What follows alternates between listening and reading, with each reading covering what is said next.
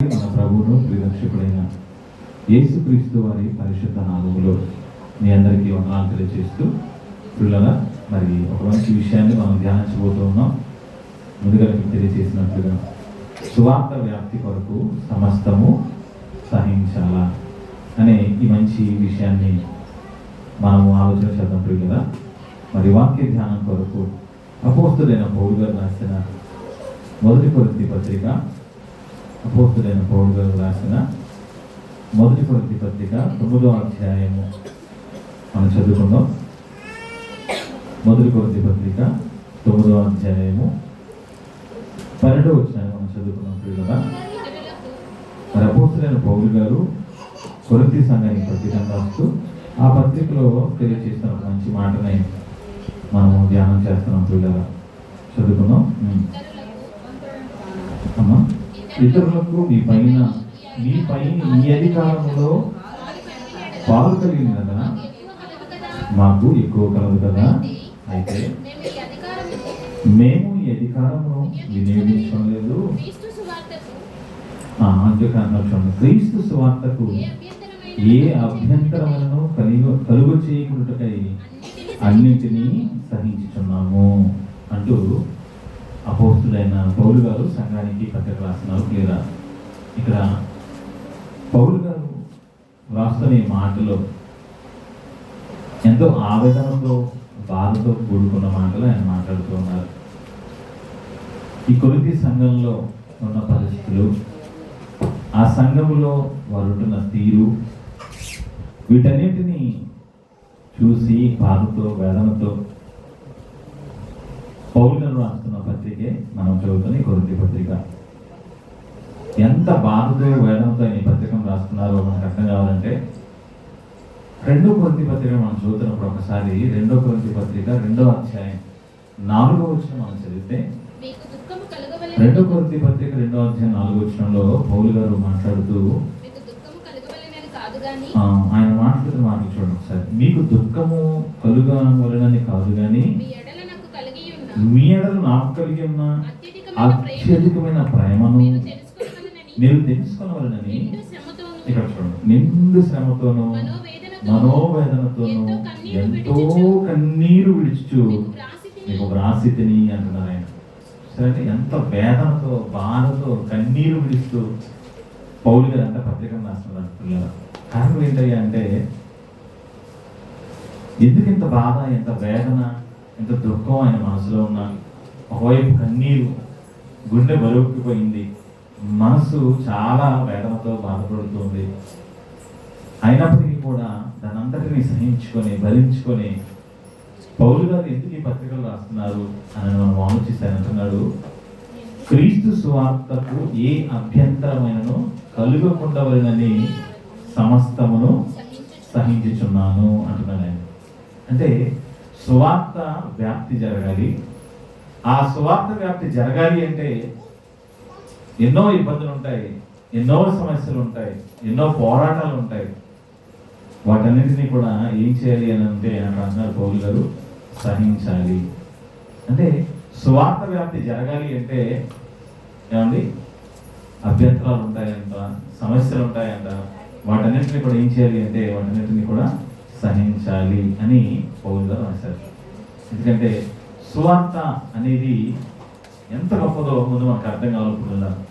సువార్త అంటే అది ఎంత గొప్పదో, ఆ సువార్తను గూర్చి దేవుడు బైబిల్లో ఎంత గొప్పగా వ్రాయించారో అనే విషయాలు ముందు మనకు తెలియాలి. ఈరోజు చాలా మందికి సువార్త అంటే చాలా చీపుగా, చిన్నదిగా కనబడుతుంది. ఇప్పుడు కదా సువార్త అన్నా, సువార్త చేసేవారన్నా సమాజం చాలా తక్కువగా చూస్తుంది, లోకుగా చూస్తుంది సువార్త చేసేవారిని. నిజంగా సువార్త ఎంత గొప్పదో, ఆ సువార్త ఎంత ఉన్నతమైనదో అనేది మనకు అర్థమవుతే సువార్తకి ఎవరు ఎప్పుడు కూడా అభ్యంతరం కలిగించారు. జరుగుతున్న సువార్తను ఎవరు కూడా అడ్డుకునే ప్రయత్నం అసలు చేయరు పిల్లలు. సువార్త ఎంత గొప్పదో ముందు మనకు తెలియాలి. ఆ సువార్త ఏం చేస్తుందో కూడా మనకు అర్థం కావాలి. అది మనకు అర్థమవుతే దాన్ని ఎవరు కూడా అడ్డుకునే ప్రయత్నం చేయరు. ఉదాహరణకు ఒక అంబులెన్స్ వస్తుంది అనుకోండి, దాన్ని ఎవరిని అడ్డుకునే ప్రయత్నం చేస్తారా? అంబులెన్స్ ఎవరిని అడ్డుకునే ప్రయత్నం చేస్తారా? కొన్ని ఇది వస్తుంది, ఫైర్ ఇంజిన్ వస్తుంది అనుకోండి, దాన్ని ఎవరిని అడ్డుకునే ప్రయత్నం చేస్తారా? పోలీస్ జీప్ వస్తుంది అనుకోండి, దాన్ని ఎవరిని అడ్డుకునే ప్రయత్నం చేస్తారా? ఎందుకు?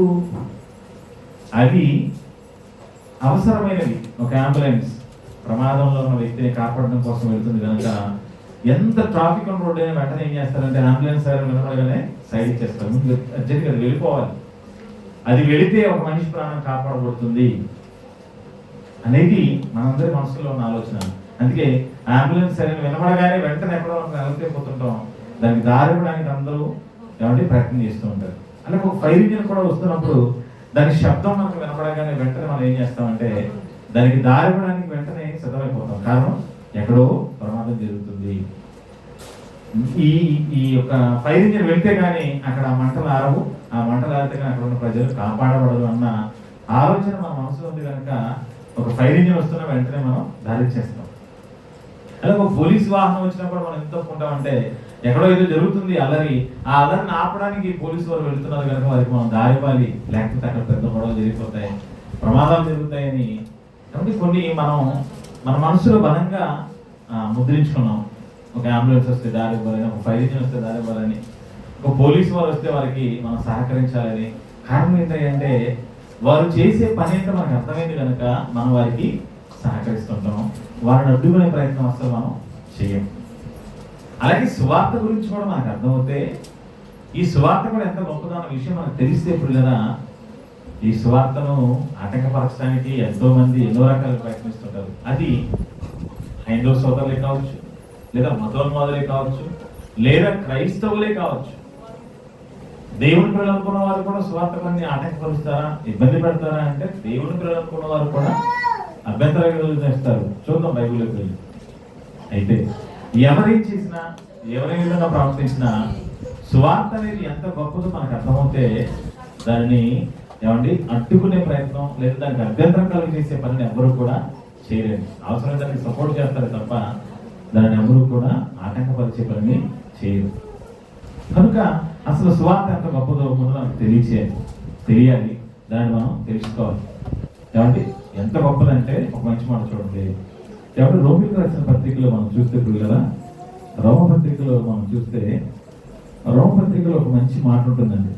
అపోస్తలుడైన పౌలు గారు రోమిలకు పత్రిక రాసి రోమపత్రికలో ఏమంటే ఒక మంచి మాట అంటారు పిల్లలు.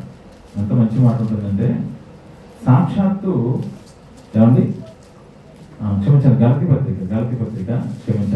పత్రిక 3వ అధ్యాయం అపోస్తలుడైన పౌలు గారు గలతీ పత్రిక రాస్తూ గలతీయులకు రాసిన పత్రిక 3వ అధ్యాయం 8వ వచనం మనం చదివితే ఈ 3వ అధ్యాయం 8వ వచనంలో పిల్లరా ఎంత మంచి మాట ఉందో చూడండి. దేవుడు విశ్వాస మూలముగా అన్యజనులను నీతిమంతులుగా తీర్చని లేఖ ముందుగా చూచి నీ యందు అన్యజనులందరూ ఆశీర్వదింపబడుదురు అని అబ్రహామునకు సువార్తను ముందుగా ప్రకటించను. ఎవరండి అబ్రహాం గారికి సువార్త చేసింది ఎవరు? అబ్రహాం గారికి సువార్త చేసింది ఎవరు? సాక్షాత్తు దేవుడే అబ్రహాం గారికి ఏం చేశారంట? సువార్త చేశారంటే సువార్త ఎంత గొప్పది మీరు ఆలోచించండి. దేవుడే సువార్త చేశారు అంటే, తండ్రి అయిన దేవుడే సువార్త చేశారు అంటే నిజంగా సువార్త ఎంత గొప్పదో మీరు ఆలోచించండి.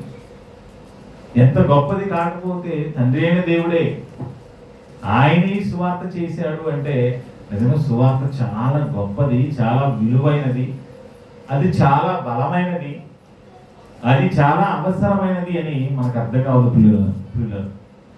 అబ్రహాం గారు దేవుడే సాక్షాత్తు సువార్త చేశారంట. ఏమండి ప్రారంభం నుంచి కూడా మనం ఆలోచిస్తే పిల్లల తండ్రి దేవుడు సువార్త చేసినట్టుగా మనం చూస్తాం. ఆ తర్వాత ఈ భూమి మీద పుట్టిన మొట్టమొదటి మానవుడైన ఆదాము, ఆయన సువార్త చేశారా? ఆదాము పండు తిని పాపం చేశారని మనం అనుకుంటున్నాం, కానీ ఆదాము గారు సువార్త చేశారు. తెలుసా మీకు? హానోకు గారు సువార్త చేశారు. ప్రారంభం నుంచి వారంతా కూడా సువార్త చేస్తూ వచ్చారు. ఎందుకంటే సువార్త అనేది చాలా గొప్పది అని విషయం వాళ్ళకి అర్థమైంది కనుక వాళ్ళందరూ సువార్త చేశారంటారు. ఆ మంచి మాట మీద చూడగలిగితే యోధ పత్రిక ఒకసారి చూడండి. ఒకసారి యోధ పత్రికలో మనం చూస్తే ప్రియులరా 14-15 వచనాలలో యోధ పత్రిక 14-15 వచనాలు మనం చూస్తే ప్రియులరా ఆదాము మొదలుకొని ఏడవ వాడైన హానోకు కూడా వీరిని గూర్చి ప్రవచించి ఇట్లనను. ప్రవచిస్తున్నారంట, ప్రకటిస్తున్నారంట. ఎవరు? ఆదాము మొదలుకొని ఆయన దగ్గర నుంచి ఏడవ వాడైన హానోకు గారి వరకు. అవునా? అంటే ఇప్పుడు ఒక్కసారి ఆదికాండం వెళ్ళిపోండి. ఆదాము గారి దగ్గర నుంచి మనం అలా వెనక్కి వెళ్ళిపోతే ఆదాము గారి తర్వాత ఎవరు? ఏమండి? ఎవరెవరి గురించి నిష్ఠాయించాడు దేవుడు? అక్కడి నుంచి ఏడవ వాడైన హానోకు అన్నాడు కదా. ఎవరో ఒకసారి చూడండి, 5వ అధ్యాయం మొదటి వచనంలో మనకి ఎవరు కనపడతారు? ఆదాము గారు కనపడతారు. ఆ తర్వాత 6వ వచనం చూడండి. 6వ వచనంలో రెండవ వాడు ఎవరు? షేతు కనబడతారు. ఈనో స్వార్థ చేశారు. 3వ వాడు ఎవరు? 9వ వచనం ఏనోషు. అవునా? ఏనో స్వార్థ చేశారు. 4వ వాడు 12వ వచనం కెయినాను. 5వ వాడు 15వ వచనం మహలలేలు. అవునా? 6వ వాడు 18వ వచనం ఎరేదో. ఆ తర్వాత 7వ వాడు హానోకు. వీళ్ళందరూ ఏం చేశారంట? మరలా చదువు. ఏదో పత్రిక వస్తారు అక్కడ 14వ వచనంలో ఆదాము మొదలుకొని 7వ వాడైన హానోకు వరకు. అంటే ఆదాము గారు ప్రకటించారు, షేతు గారు ప్రకటించారు, ఎనోషు గారు ప్రకటించారు, కెయినాను గారు ప్రకటించారు, మహలలేలు గారు ప్రకటించారు, ఏరోదు ప్రకటించారు. ఆ తర్వాత హానోకు గారు కూడా ప్రకటించారంట, ప్రవచించి ఇతరును. ఏమని చెప్పారంట వాళ్ళు? చూడండి, ఇదిగో అందరికీ తీర్పు తీర్చుటకును వారిలో భక్తిహీనులందరూ భక్తిహీనముగా చేసిన వారి భక్తిహీన క్రియలన్నిటిని గూర్చి భక్తిహీనులైన పాపులు తనకు విరోధముగా చెప్పిన కఠినమైన మాటలన్నిటిని గూర్చి వారిని ఒప్పించుటకును ప్రభు తన వేవేల పరిశుద్ధ పరివారముతో వచ్చెను. వీరు ప్రకటిస్తున్నారంట. హానోకు అక్కడి నుంచి ఆదాము గారు మొదలుకొని హానోకు వరకు వీరంతా కూడా ఏం చేశారంట? ప్రకటించారు. మరి హానోకు గారి తర్వాత ఆగిపోయిన స్వార్థ. హానోకు గారి తర్వాత నెక్స్ట్ ఎవరు కనపడతారు మనకి? వెంటనే నోవహు. హానోకు గారి తర్వాత వెంటనే నెక్స్ట్ ఎవరు? నీతిమంతులుగా మనకు కనబడే వ్యక్తి నోవహు. ఈయన ఏం చేశారు? ఈయన కూడా ప్రకటించారా? ఈయన ప్రకటించారో లేదో మనం చూడగలిగితే, ఎవరు పేతురు రాస్తున్న పిల్లలుగా మనం చూడగలిగితే మొదటి పత్రిక 3వ అధ్యాయము 19-20 వచనాలు మనం చదవగలిగితే, మొదటి పేతురు పత్రిక 3వ అధ్యాయం 19-20 వచనాలు. దేవుని దీర్ఘ శాంతము ఇంకా కనిపెట్టుచుండినప్పుడు పూర్వము నోవహు దినములలో ఓడ సిద్ధపరచబడుచుండగా అవిధేయులైన వారి యొద్దకు, అనగా చెరలో ఉన్న ఆత్మల యొద్దకు ఆయన ఆత్మవృత్తిగానే వెళ్ళి వారికి ప్రకటించెను. ప్రకటన చూసారండి. ఆదాము గారి కాలంలో ప్రకటన జరుగుతుంది, షేతు గారి కాలంలో ప్రకటన జరిగింది, ఏనోషు గారి కాలంలో ప్రకటన జరిగింది, మహలలేలు కాలంలో ప్రకటన జరిగింది, ఏరేదు కాలంలో ప్రకటన జరిగింది, హానోకు గారు ప్రకటన చేశారు, నోవహు గారు ప్రకటన చేశారు. ఇలా భక్తులందరూ కూడా దేవుడి దగ్గర నుంచి ప్రారంభిస్తే దేవుడి దగ్గర నుంచి వీళ్ళందరూ కూడా ప్రకటిస్తూ వస్తున్నారా? ప్రకటించారు. వారి కాలంలో వాళ్ళందరూ కూడా సువార్తను ప్రకటించారు. వారికి ఉన్న పరిధిలో వారు సువార్తను ప్రకటిస్తూ దేవుడి గురించి సమాజానికి తెలియచేశారు పిల్లలు. ఆ తర్వాత ఇక మరి ఎవరు మనకు కనబడతారయ్యా అంటే నోవహు గారి తర్వాత అబ్రహాం గారు కనబడతారు. మన జలప్రలయం జరిగిన తర్వాత మరలా భూమి మీద జనాభా విస్తరించడం ప్రారంభమైన తర్వాత మరలా దేవుని కోసం నిలబడిన వ్యక్తిగా అబ్రహాం గారు కనబడతారు. అబ్రహాం గారు ప్రకటించారా? ప్రకటించారు. ఆయన తర్వాత ఇస్సాకు గారు ప్రకటించారు, ఆయన ప్రకటించారు. ఆ తర్వాత యాకోబు గారు ప్రకటించారు. ఎలాగా? వీళ్ళందరూ బలిపీఠాలు కట్టి ఏమండి వాళ్ళు దేవుడికి అర్పణలు ఇస్తున్నప్పుడు, వాళ్ళ దేవుడిని పూజిస్తున్నప్పుడు, వాళ్ళని దేవుడు సేవిస్తున్నప్పుడు వాళ్ళని చూసిన వాళ్ళంతా కూడా ఏమనుకున్నారు అంటే వీళ్ళు నమ్మిన దేవుడు నిజమైన దేవుడు. అందుకని యాకోబు గారి గురించి మాట్లాడుతూ యాకోబు నమ్మిన దేవుడే దేవుడు అనే మాట మనం చదువుతుంటాం పిల్లలు. ఎందుకు ఆ మాట వచ్చింది అంటే వారు ఆ రోజు దేవుడి కోసం చేస్తున్న కార్యక్రమాలు, వాళ్ళ క్రియల ద్వారా దేవుని ప్రకటించారు, వారి మాటల ద్వారా దేవుని ప్రకటించారు, వారి ప్రవర్తన ద్వారా దేవుడిని వారు ప్రకటించారు. అంటే సువార్త చేశారు. అర్థమవుతుందండి? సువార్త ఎలా ఉంటుంది? ఇది చెప్పడం ద్వారా చేసే సువార్త ఉంటుంది, ఏమండి ఆచరించడం ద్వారా చేసే సువార్త ఉంటుంది, జీవితం ద్వారా చేసే సువార్త కూడా ఉంటుంది. అన్ని సందర్భాల్లో మనం ప్రకటించడం ద్వారా సువార్త జరగదు. కొన్ని సందర్భాల్లో మన జీవితమే సువార్త, మనం నడుచుకునే తీరే, మన మాటలే సువార్త, మనం ఉండే విధానమే సమాజానికి ఒక సువార్త. అలా వాళ్ళు ఏమండి వారంతా కూడా స్వార్థ చేస్తూ ఏమండి అంత స్వార్థను వ్యాప్తి చేస్తూ వచ్చారు పిల్లలు. స్వార్థను ప్రారంభం నుంచి కూడా ప్రకటించుకుంటూనే వస్తున్నారు. ఇలా ఎందుకు స్వార్థను ప్రకటిస్తున్నారు? స్వార్థను ప్రకటించాలి, స్వార్థను ప్రకటించాలి, స్వార్థను ప్రకటించాలని భక్తులందరూ కూడా స్వార్థను ప్రకటిస్తూనే వచ్చారు. అవునా? ఇక మన రక్షకుడైన యేసుక్రీస్తు వారు కూడా ఆయన భూమి మీదకి వచ్చిన తర్వాత ఆయన కూడా ఏమంటే ఎప్పుడు ఏం చేశాడు అంటే స్వార్థే ప్రకటించారు. అవునా? ఆయన ఏమంటున్నారు? మార్క్స్ వార్త మొదటి అధ్యాయం మనం చరిత్ర పిల్లరా, ఈ మార్క్స్ వార్త మొదటి అధ్యాయము ఏమంటే 38 వచ్చిన మనం చరిత్ర పిల్లరా, ఆయన అంటున్నారు చూడండి, యేసుక్రీస్తు వారు నేను ఇతర సమీప గ్రామములలోను నేను ప్రకటించినట్టుగా వెళుదాం రండి, ఇందు నిమిత్తమే కదా నేను బయలుదేరి వచ్చిందని వారితో చెప్పాను. పదండి, ఇతర సమీప గ్రామంలోనూ ప్రకటించడానికి వెళ్దాం, పదండి. ఇందు నిమిత్తమే నేను వచ్చాను, అసలు ప్రకటించడానికి నేను వచ్చాను అక్కడి నుంచి ఇక్కడ వరకు. అవునా? యేసుక్రీస్తు వారు వచ్చేంత వరకు ప్రకటన జరుగుతుందా? యేసుక్రీస్తు వచ్చేంత వరకు ప్రకటన జరుగుతుంది. యేసుక్రీస్తు వచ్చిన తర్వాత కూడా ఆయన ప్రకటించడానికి వెళ్ళిపోయాడు. ఏమంటే యేసుక్రీస్తు ఈ భూమి మీద రావడం వరకు దేవుడు ఏమంటే ఎలా స్వార్థ ప్రకటన చేసేవాడో తెలుసా? ఎలా ప్రకటన చేసేవాడు?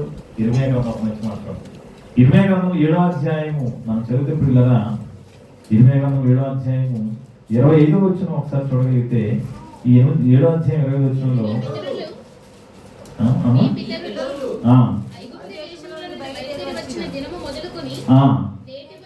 నేటి వరకు మీరు వినదీర్చి వచ్చిన వారే. ఇక్కడ దేవుడు అంటున్నాడు, నేను అనుదినము పెందరకనే లేచి ప్రవక్తలను నా సేవకులందరినీ మీ యొద్దకు పంపుచూ వచ్చి తిని నేనే పెందరకలు లేస్తున్నాను. అంతేకాకుండా నా సేవకులైన వారిని, ప్రవక్తలైన వారిని, భక్తులైన వారిని నేనేం చేస్తాను? మీ అందరికి పంపిస్తున్నాను. దేనికి పంపిస్తున్నారంటే అంటే 6వ అధ్యాయం 10వ వచనంలో చెప్తున్నాడు. దేనికి పంపిస్తున్నారు? దేవుడు పెందరకనే లేచి సేవకులందరినీ లేపి మీరు త్వరగా వెళ్ళండి దేనికి పంపిస్తున్నారు ఈయన అంటే ప్రకటించడానికి పంపిస్తున్నారు. అందుకే భక్తులు అంటున్నాడు, విందులను నేను ఎవరితో మాట్లాడేదను, నేను ఎవరికి సాక్ష్యం ఇచ్చేదను? వారు వినుటకు తమ మనసును సిద్ధపరచుకోవడం లేదు కనుక వినలేకపోయిరి. ఇదిగో వారు యెహోవా వాక్యమందు సంతోషము లేని వారై. వాక్యాన్ని ప్రకటించడానికి వెళ్ళమంటున్నాడు. ఆయన పెద్దగా చేస్తున్నాడు. ఆయన లేకమే కాకుండా అందరిని లేపేస్తున్నాడు. త్వరగా లేకండి అని లేపి భక్తులందరినీ వాళ్ళందరినీ ఏం చేస్తున్నాడంట? ప్రకటించడానికి పంపిస్తున్నాడంట. ఏం ప్రకటించాలి అంటే సువార్త ప్రకటించాలి. పదండి లేపుతుంటే వీళ్ళు వెళ్ళి ప్రకటిస్తున్నారంట. కానీ ఎవ్వరూ వినడం లేదంటుంది. అందుకే ఈ రకం ఇర్మీయా గారు, వింటులను నేను ఎవరితో మాట్లాడేదను, ఎవరికి నేను సాక్ష్యం ఇచ్చేదను? వినుటకు వారు తమ మనసును సిద్ధపరచడం లేదు కనుక వారు వినలేకపోయిరి. వాక్యం ప్రకటించడం పంపిస్తున్నారు, స్వార్థ చేయమని పంపిస్తున్నారు. కానీ ప్రభువా ఎవరయ్యా వింటున్నారు? ఎవరు వింటలేదు. వినే మనసు ఎవరికి లేదు. ఎందుకు వాళ్ళు వింటలేదు అంటే వాళ్ళకి అసలు వాక్యం అంటే పూర్తిగా ఇష్టమే లేదు. దాని మీద వాక్యం అంటే వాళ్ళకి ఆనందం లేదు, ఇష్టం లేదు, సంతోషం లేదు. అందుకే వారు వినలేకపోయిరి అంటున్నాడు. ఆలోచించండి, దేవుడు ఈ సువార్త చేశారని. ఆ తర్వాత ఆదాము గారి దగ్గర నుంచి మరి భూమి మీదకి వచ్చిన భక్తులందరూ కూడా వారి జీవిత కాలం అంతా స్వార్థ చేస్తున్నారని, వారి జీవితంలో దేవుడి గురించి ప్రకటిస్తూ స్వార్థ చేశారని మనం వింటూ వచ్చాం. అవునా? యేసుక్రీస్తు వారి కాలం వరకు భక్తులందరూ ప్రకటించుకుంటూ వచ్చారు. ఇక యేసుక్రీస్తు వచ్చిన తర్వాత కూడా ఆయన వచ్చిన దగ్గర నుంచి మరణించేంత వరకు ఆయన కూడా స్వార్థను ప్రకటిస్తూనే ఉన్నారు. ప్రతి దినము ఆయన స్వార్థ ప్రకటిస్తూనే వచ్చారు. ప్రతి దినము ఆయన స్వార్థ ప్రకటించాడు అంట పిల్లలు. ప్రతి దినము ఆయన దేవుడి పనులు ఉండేవాడు, స్వార్థ పనులు ఉండేవాడు. ఎప్పుడు చూసినా ఆయన ఏమండి స్వార్థ చేస్తూనే ఉండేవాడు అంట. లూకాసు వార్త 21వ అధ్యాయం చూడండి ఒకసారి. లూకాసు వార్త 21వ అధ్యాయము 37వ వచనం. లూకాసు వార్త 27వ అధ్యాయము 37వ వచనం మనం చూడగలిగితే, ఆయన ప్రతిదినము పగటి యందు దేవాలయంలో బోధించు, రాత్రి వేళ ఒలీవ కొండలకు వెళ్ళిచు కాలము. ప్రతిరోజు వారానికి ఒక రోజు కాదు, లేదా వారంలో 2 సార్లు 3 రోజులు కాదు, ప్రతిరోజు అంట దేవాలయానికి వెళ్ళిపోతాడంట. ఆ దేవాలయానికి వెళ్ళి ఆయన ఏం చేసేవాడంట? బోధించాడు.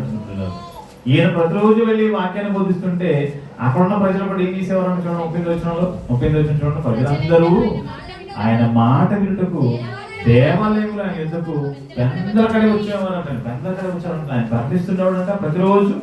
ప్రజలు కూడా అలాగే ప్రతిరోజు పెద్దగానే ఆయన మాట్లాడతారు, ఆయన వాక్యం చెప్తారు, ఆయన సువార్త చేస్తారు, ఆయన దగ్గరికి వెళ్ళిపోవాలంటూ ప్రజలు కూడా వస్తూ ఉండేవారు పేరు. అంటే సువార్త ఎంత గొప్పది మీరు ఆలోచించండి. అవునా?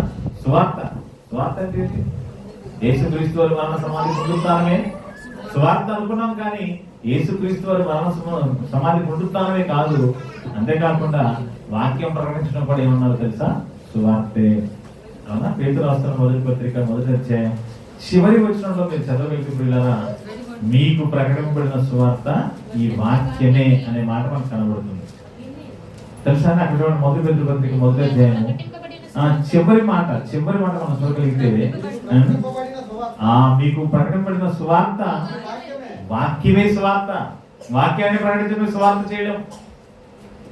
వాక్యం ప్రకటించామంటే నువ్వు ఏం చేసావు? సువార్త. ఆదాము గారు వాక్యం ప్రకటించారు అంటే సువార్త చేశారు. షేతు గారు వాక్యం ప్రకటించారంటే సువార్త చేశారు. హానోకు గారు వాక్యం ప్రకటించారంటే సువార్త చేశారు. దేవుడు అబ్రహాము గారికి వాక్యం చెప్పారంటే సువార్త చేశారు. యేసుక్రీస్తు వారు ప్రకటించడానికి వెళ్ళారంటే ఆయన కూడా ఏం చేశారు? సువార్త. ఇలా అందరూ సువార్త చేస్తున్నారు. ఇక యేసుక్రీస్తు వారు అయితే ప్రతిరోజు ప్రతిదినము దేవాలయానికి వెళ్ళి అక్కడ ఏం చేస్తున్నారంటే ఆయన బోధిస్తున్నారంట. ఏం బోధిస్తున్నారు? సువార్త ప్రకటిస్తున్నారు. వాక్యం ప్రకటించారు అంటే సువార్త ప్రకటించారు ఆయన. ఎందుకు ఈ సువార్త ప్రకటించాలి? ఏంటి సువార్త? ఏముంది సువార్తలో? సువార్త ప్రకటించడం ద్వారా జరిగే కార్యం ఏంటి అని మనం ఆలోచిస్తే పిల్లరా, ఆ సువార్త ప్రకటించడం వలన మనిషి మారుతాడు. ఒక మనిషిని మార్చే శక్తి దేనికి ఉంది అంటే సువార్తకే ఉంది. ఒక మనిషిని మార్చే శక్తి దేనికి ఉందంట? సువార్త. అంటే వాక్యానికి ఉంది. ఒక మనిషిని మార్చే శక్తి వాక్యానికి ఉందా? ఉంది. ఒక వ్యక్తిని మార్చే శక్తి వాక్యానికి ఉందా? ఉంది. ఎలాంటి వ్యక్తినైనా మార్చే శక్తి, ఎలాంటి వ్యక్తినైనా తన జీవితాన్ని మార్చుకునే శక్తి దేనికి ఉన్నాయి అంటే వాక్యానికి ఉంది. ఈరోజు ఒక మనిషిని మార్చే శక్తి చట్టానికి లేకపోవచ్చు, ఒక మనిషిని మార్చే శక్తి అధికారానికి లేకపోవచ్చు, ఒక మనిషిని మార్చే శక్తి ఈ ప్రపంచంలో ఎక్కడా లేకపోవచ్చేమో, కానీ ఏ వ్యక్తినైనా మార్చే శక్తి ఎక్కడ ఉన్నాయి అంటే దేవుని వాక్యంలో ఉంది. దేవుని వాక్యం అంత శక్తి కాదు. అందుకే దేవుని వాక్యాన్ని గురించి మాట్లాడితే హెబ్రీ పత్రిక 4వ అధ్యాయం 12వ వచనం అంటాడు, దేవుని వాక్యము సజీవమై బలము గలదై అన్నాడు. చూడండి, బలమైనదంట వాక్యం. దేవుని వాక్యం బలమైనదంట. అవునా? ఎంత బలమైనది ఇది అంటే 2 అంచులు గల ఎటువంటి ఖడ్గము కంటేనూ వాటిగా ఉంటుందంట. అది ప్రాణాన్ని, ఆత్మను, కీళ్లను, మూలుగును విభజించినంత మట్టుకు దూరచ్చు. హృదయం తలంపులలోనికి వెళ్ళి ఆలోచనలు కూడా ఏం చేస్తుందంట? శోధిస్తుంది. వాక్యం అంత బలమైనది. సువార్త అంత బలమైనది. నువ్వు సువార్త ద్వారా వాక్యాన్ని ప్రకటిస్తే ఆ వాక్యం విన్న వారి హృదయాలు ఖచ్చితంగా మారుతాయి. ఒక వ్యక్తిని మార్చే శక్తి వాక్యానికి ఉంది. ఒక మనిషిని మార్చే శక్తి వాక్యానికి ఉంది. అందుకే వాక్యాన్ని ప్రకటించడానికి ఏమండి దేవుడు ఆలోచించారు. వాక్యాన్ని ప్రకటించడానికి భక్తులందరూ ప్రయాసపడ్డారు. వాక్యాన్ని ప్రకటించడానికి యేసుక్రీస్తు ప్రయాసపడ్డారు. వాక్యాన్ని ప్రకటించడానికి అపోస్తలుడు. అందుకే యేసుక్రీస్తు వారు కూడా ఆయన చనిపోయి వెళ్ళిపోతూ కూడా అపోస్తలులకు ఏం అప్పగించి వెళ్ళారంటే ఆయన యోహాను సువార్త 14వ అధ్యాయం చూడండి, ఆయన ఏం చెప్తున్నాడు? ఏమండి వాళ్ళకి ఏం ఆస్తిగా ఇచ్చి వెళ్ళారు? ఆయన ఏం ఆస్తిగా ఇచ్చి వెళ్ళారంటే ఏమండి నేను మీకు వాక్యం ఇచ్చి ఉన్నాను అనే మాట అంటాడు ఆయన. ఏమండి యేసుక్రీస్తు వారు ఆయన వెళ్ళిపోతూ అంటాడు, వాళ్ళకి నీ వాక్యం ఇచ్చి ఉన్నాను. అవునా? ఏమి ఇచ్చి వెళ్ళారంటే ఆయన వాక్యమే ఇచ్చి వెళ్ళారు. వాక్యాన్ని వారికి ఇచ్చి వెళ్ళిపోయారు తప్ప ఇంకేం ఆయన దగ్గర లేవండి వాళ్ళకి ఇవ్వడానికి. ఎందుకు ఈ వాక్యాన్ని ఇచ్చి వెళ్ళారు అంటే ఆ వాక్యమే వారిని కాపాడగలదు.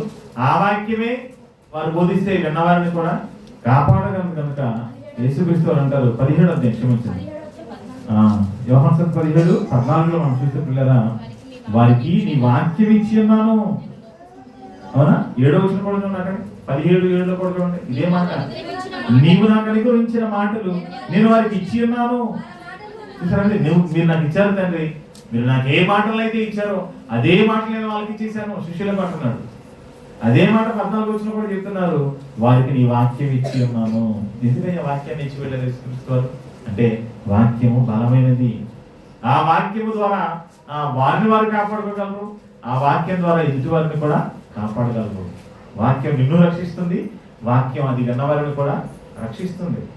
వాక్యం చెప్పేవారిని రక్షిస్తుంది, వినేవారిని రక్షిస్తుంది. ఇద్దరిని రక్షించే శక్తి వాక్యంలో ఉంది. వాక్యం కేవలం వినేవాళ్ళకి ఏంటి చెప్పేవాళ్ళకి అవసరం లేదని కాదు. వినేవారిని రక్షించగలదు ఆ వాక్యం, చెప్పేవారిని కూడా రక్షించగలదు ఆ వాక్యం. అంత గొప్పది వాక్యం అంటే. అంత గొప్ప వాక్యాన్ని పిల్లల సమాజంలోకి తీసుకువెళ్ళడానికి ఏమండి అందరూ కూడా ప్రయాసపడాలి. ఇంత బలమైన వాక్యాన్ని, ఎంత గొప్పదైన వాక్యాన్ని సమాజానికి అందించడానికి ఏ అభ్యంతరమైనను కూడా ఏం చేయాలంటే పౌలు గారు అంటున్నారు, క్రీస్తు సువార్తకు ఏ అభ్యంతరమైనను కలుగు చేయకుండా వాళ్ళని అన్నింటినీ సహించుచున్నాము అంటున్నారు. వాక్యము గొప్పది. ఆ గొప్పదైన వాక్యాన్ని సమాజానికి తీసుకువెళ్ళాలి. అది అనేకులను రక్షించగలదు. ఆత్మను రక్షించే శక్తి గల వాక్యం అన్నది. మీ ఆత్మను రక్షించుటకు శక్తి కలిగినది వాక్యం. ఈ శక్తి గల వాక్యాన్ని సమాజానికి అందించాలి, సమాజానికి బోధించాలి. దానిని సువార్త అన్నప్పుడు ఆ సువార్తను ప్రకటించడానికి ఏ అభ్యంతరం వచ్చినా దాన్ని ఏం చేయాలంట? సహించాలి. అవునా? మరి సువార్త ప్రకటించడానికి వస్తున్న అభ్యంతరాలను సహించగలిగే మనసు ఈరోజు మనలో ఉందా? అపోస్తలులకు సువార్త అప్పగించి వెళ్ళారు యేసుక్రీస్తు. వారేం చేశారు? సువార్త ప్రకటించుకుంటూ వెళ్ళిపోయారు కదా. యేసుక్రీస్తు చనిపోయిన తర్వాత మొదటి శతాబ్దంలో సంఘానికి గొప్ప హింస కలిగినప్పుడు, హింస కలిగిన సమయంలో కూడా వాళ్ళు ఏం చేశారు? చెదరిపోయిన వారు సువార్త వాక్యమును ప్రకటించు అన్నారు. చూడండి, చెదిరిపోయిన వారు కూడా సువార్త ప్రకటిస్తూ వెళ్ళిపోతున్నారు. కారణం సువార్తలో ఉన్న గొప్పతనం వారికి అర్థమైంది. సువార్తలో ఉన్న గొప్పతనం వారికి అర్థమైంది, ఆ మాధుర్యం వారికి అర్థమైంది. కాబట్టి మేము ఏం జరిగినా సువార్త ప్రకటించాలి. మా పరిస్థితి ఎలా ఉన్నా మేము సువార్త ప్రకటించాలి. మా ఇండ్లు వాక్యాలన్నీ మేము విడిచిపెట్టి పారిపోయినా, అవన్నీ ఉన్నా లేకపోయినా పర్వాలేదు, మేము ఖచ్చితంగా సువార్త ప్రకటించాలి అని వాళ్ళు సువార్త ప్రకటించుకుంటూ సంచారం చేశారంట పిల్లలు. ఎక్కడికి వెళ్ళినా సువార్త ప్రకటించుకుంటూ వాళ్ళంతా తిరుగుతున్నారు తప్ప సువార్తను ఎక్కడ కూడా వాళ్ళు ఆపలేదండి. ఎందుకంటే సువార్త చాలా గొప్పది, చాలా గొప్పది. ఎంత గొప్పదో చెప్తూ మొదటి కొరింథీ పత్రిక 15 చెప్తున్నారు. చూడండి సువార్త ఎంత గొప్పదో చెప్తూ మొదటి కొరింథీ పత్రిక ఏమండి 15వ అధ్యాయము పిల్లలు మనం చదవగలిగితే రెండో వచనం మనం చదవగలిగితే అంటున్నాడు, సువార్త గురించి మాట్లాడుకుంటూ మీకు నేను సువార్తను తెలియపరుచున్నాను. మొదటి మరియు సహోదరులారా, నేను మీకు ప్రకటించిన సువార్త మీకు తెలియపరుచున్నాను, మీరు దానిని అంగీకరించితిరి, దాని యందు నిలిచి ఉన్నారు. మీ విశ్వాసం వ్యర్థమైతేనే గాని నేను ఏ ఉపదేశ రూపముగా సువార్త మీకు ప్రకటించుదునో ఆ ఉపదేశమును మీరు గట్టిగా పట్టుకొని ఎడల ఆ సువార్త వలనే మీరు రక్షణ పొందువారై ఉందరు. ఆ సువార్త వలనే మీరేమవుతారంట? రక్షణ పొందువారవుదురు. రక్షణ పొందువారై ఉందరు అంటున్నట్టు సువార్త ఏం చేస్తుందంట? రక్షిస్తుంది.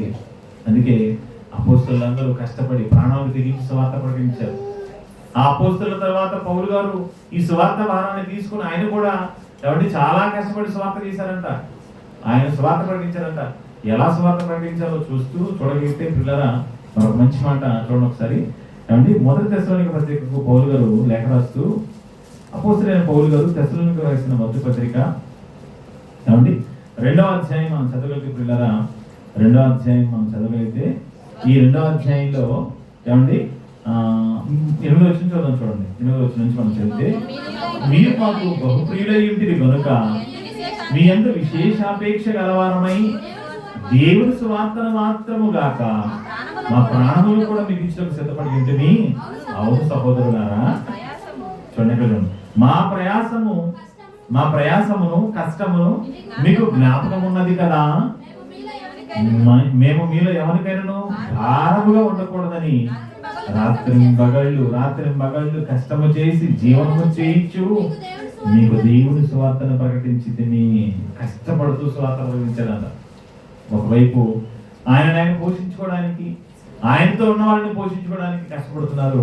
మరొక వైపు దేవుని సువార్తను ప్రకటిస్తున్నారంట. తెస్సలోనిక సంఘంతో ఆయన అంటున్నాడు, మా కష్టం, మా ప్రయాస మీకు తెలుసు కదా. మేము ఎంత ప్రయాసపడి సువార్త చేశామో, ఎంత కష్టపడి సువార్త ప్రకటించామో మీకే తెలుసు కదా. రాత్రి మగళ్ళు కష్టపడి పని చేసుకుంటూ మేమేం చేసాం?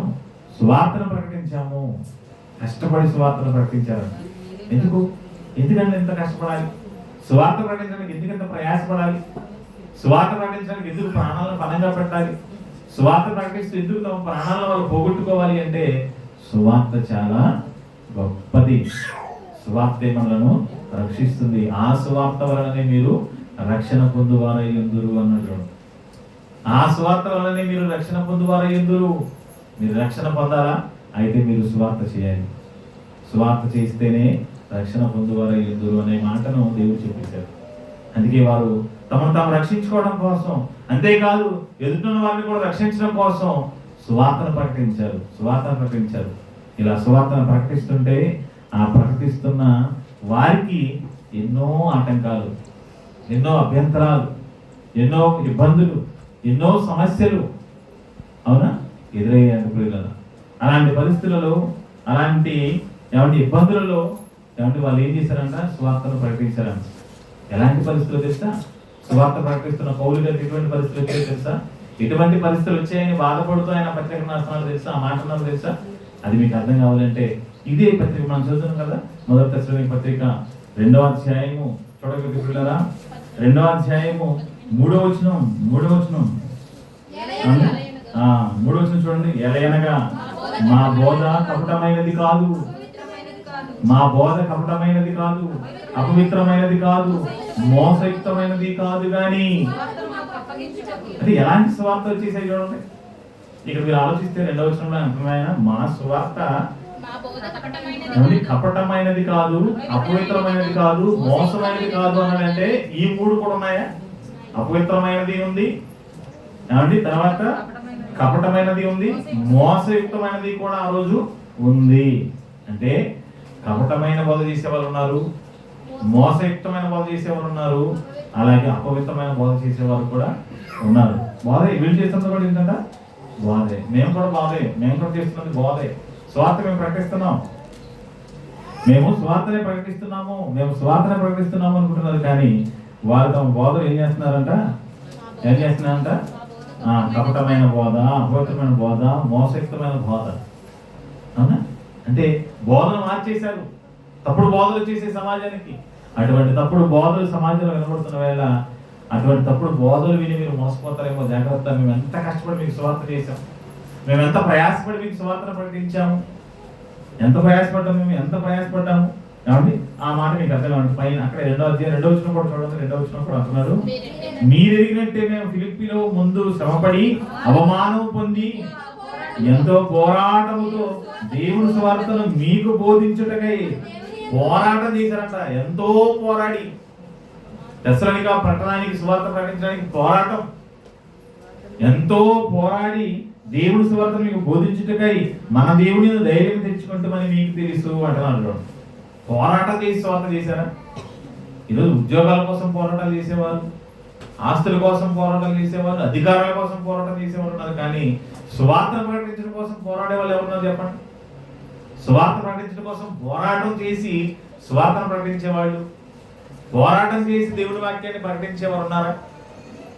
మీరు ఆలోచించండి. ఎంత ప్రయాసపడి ఆయన సేవ చేస్తున్నాడు, ఎంత ప్రయాసపడి, ఎంత కష్టపడి, పోరాడి, ప్రాణాలను పణంగా పెట్టి, ప్రాణాలను ఎవరిని తెగించేసి సువార్త ప్రకటిస్తుంటే అలాంటి సేవ చేస్తున్న ఆయన గారికంట ఎటువంటి వారు ఎదురయ్యారో, ఎలాంటి వారు ఆయన బాధ పెట్టారో ఫిలిప్పీలకు పత్రిక రాస్తూ చెప్తున్నాడు. ఫిలిప్పీలకు పత్రిక చెప్పాడు కదా, ఫిలిప్పీ సంఘాన్ని గురించి ఇక్కడ ప్రస్తావించారు కదా, మేము ఫిలిప్పీలో సువార్త ప్రకటించాము, అలాగే నీ దగ్గర కూడా సువార్త ప్రకటించడానికి ఎంతో పోరాడామో అని చెప్పారు చూసారా?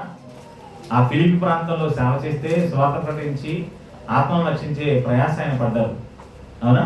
ఇది ఎక్కడ ఉంది? ఫిలిప్పీ అనేది మాసిదోనియాకు ముఖ్య పట్టణం. మనం చెప్పాను కదా, మాసిదోనియా అనే ఆ దేశానికి ముఖ్య పట్టణంగా ఉన్న ఈ ఫిలిప్పీకి వెళ్ళారు వీళ్ళు.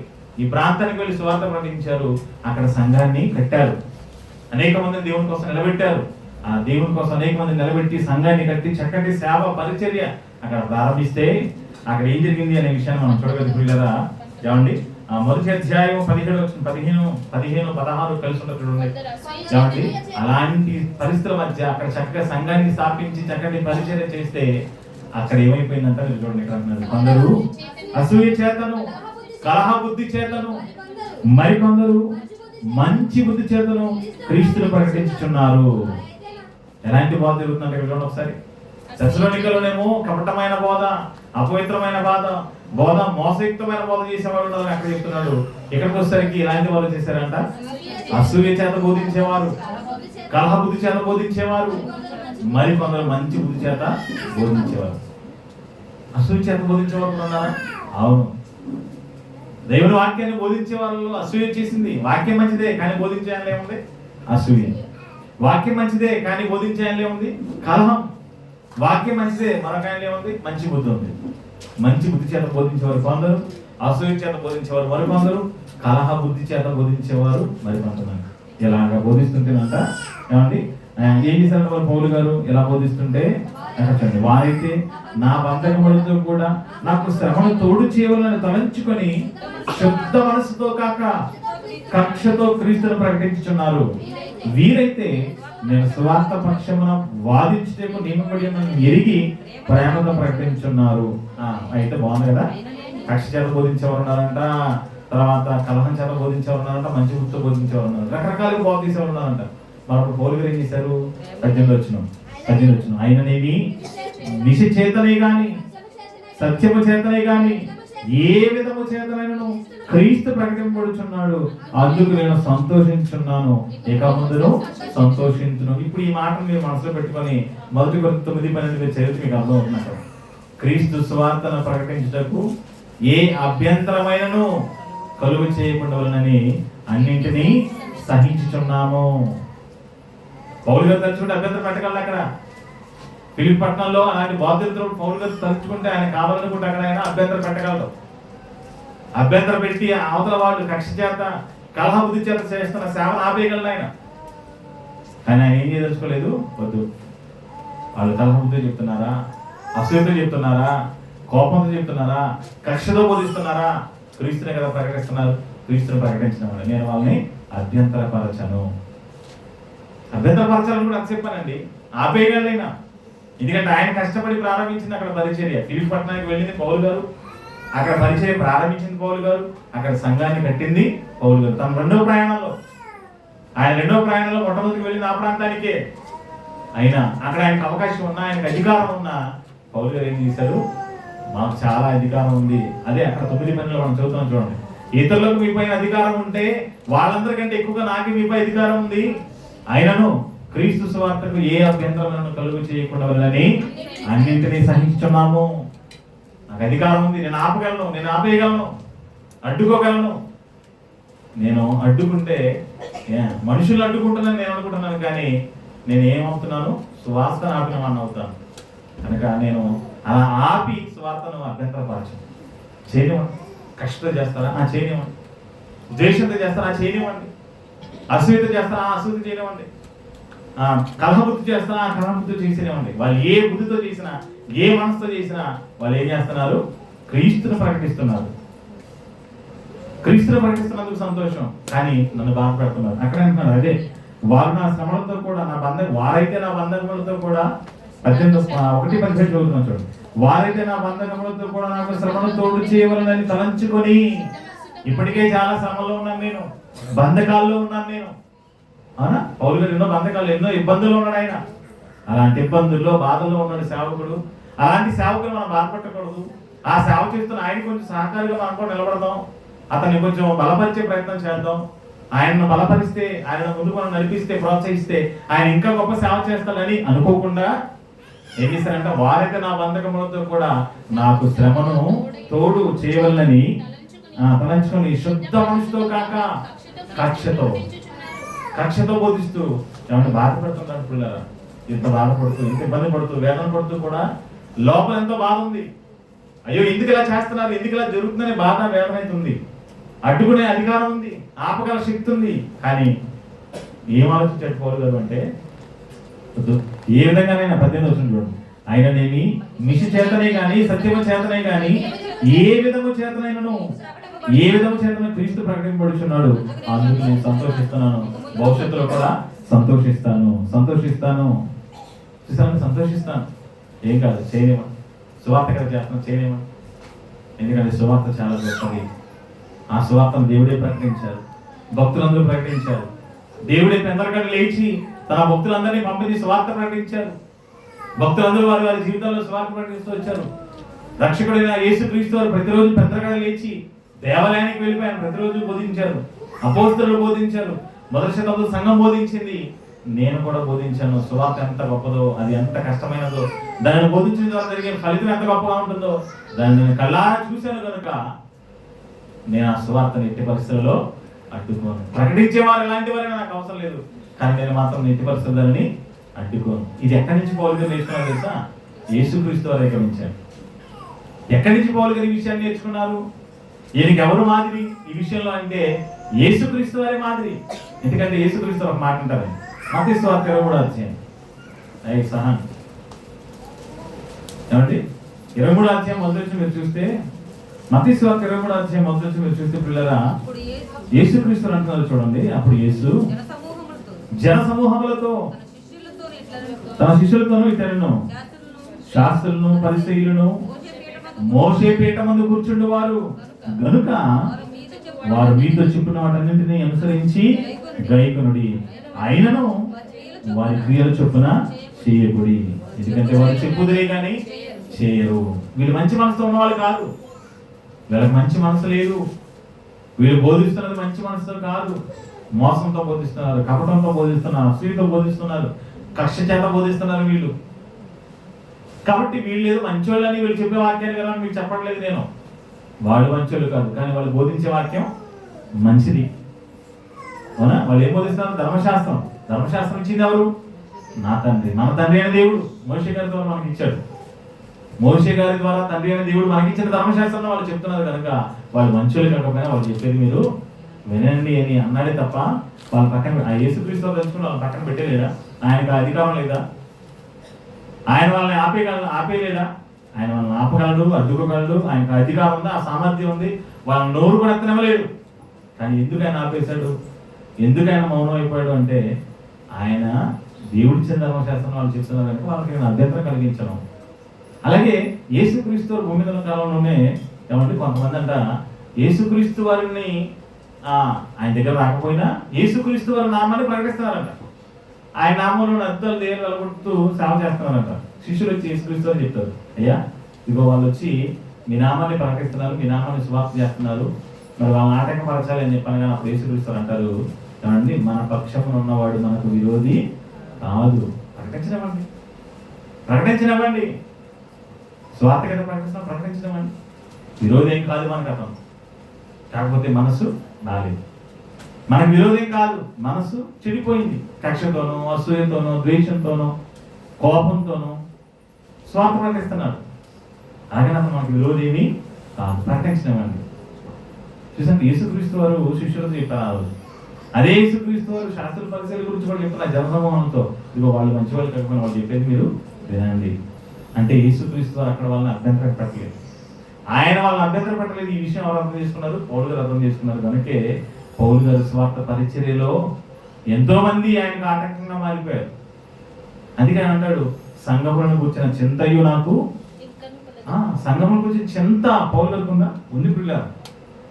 సంఘములను కూర్చిన చింతతో ఉన్నారు పౌలు గారు. ఆయన ఎక్కడా కూడా సువార్తకు ఆటంకంగా ఆయన మారలేదండి. కారణం సువార్త గొప్పది. ఆ సువార్త వల్లనే మీరు రక్షణ పొందువారై ఉన్నారు. ఆ సువార్త వల్లనే ఎదుటివారు రక్షణ పొందే అవకాశం ఉంది. కనుక సువార్తను ఎప్పుడు ఆటంకపరచొద్దు. సువార్త ప్రకటించండి. అవసరమైతే సువార్త ప్రకటించే వారు సహకరించండి, లేదా సువార్త చేసే వారి విషయంలో మౌనంగా ఉంటుందని చెప్పాడు తప్ప సువార్తను ఎక్కడా కూడా ఆటంకపరచమని దేవుడు చెప్పలేదండి. అందుకే పౌలు గారు అంటున్నారు క్రీస్తు సువార్త ప్రకటించటకు ఏ అభ్యంతరమైన కలుగు చేయకూడదని నేను అన్నిటినీ కూడా ఏం చేస్తున్నాను? సహించుతున్నాము